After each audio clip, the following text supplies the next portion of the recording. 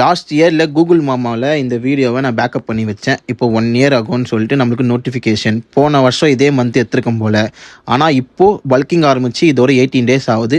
இப்போ current condition இது. 1 இயரில் எவ்வளோ ட்ரான்ஸ்ஃபர்மேஷன் கொடுக்க முடியுமோ அவ்வளோ கொடுத்துருக்கேன். எனக்கே நினச்சா பெருமையாக இருக்குது. அதுக்கப்புறம் இந்த சிக்கமான பல்கிங்கில் இன்றைக்கி டே 18.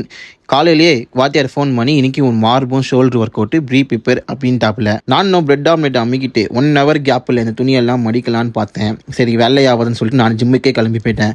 இன்றைக்கின்னு பார்த்து சீக்கிரமாக போகிறேன். ஆனால் சீக்கிரமாக ஒர்க் அவுட் முடிச்சுட்டு 2 பேர் ஜாலியாக போகிறாங்க.